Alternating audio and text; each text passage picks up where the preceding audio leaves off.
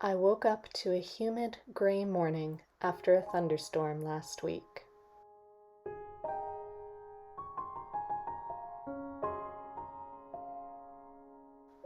My hair was a mess. I hadn't slept well.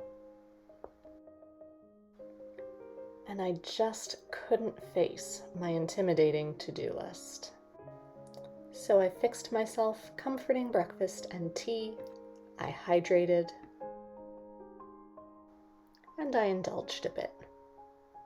As I baked, I weighed my guilt of not preparing for work the next week with my desire to relax.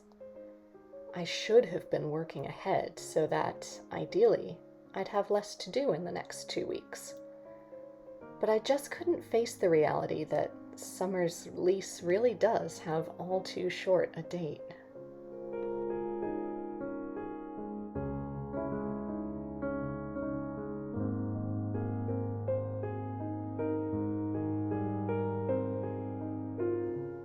As I waited for my brownies, I began to read.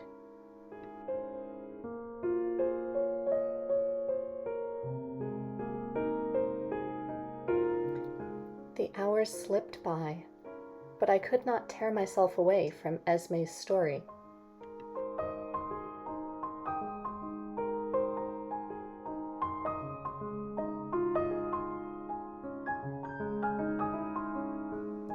I almost called this lazing about, but then I stopped myself. This day of doing what I wanted to do was nourishing my soul just as any meal would nourish my body.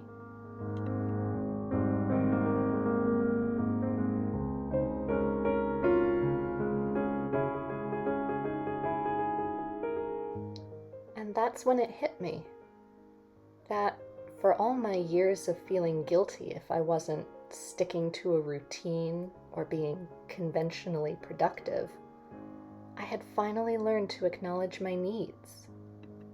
That taking care of myself, accomplishing small things, allowing myself a simple pleasure or two,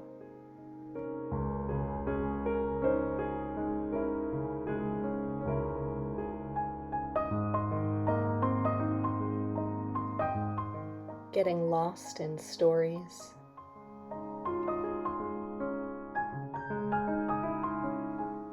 these should sometimes be my top priorities.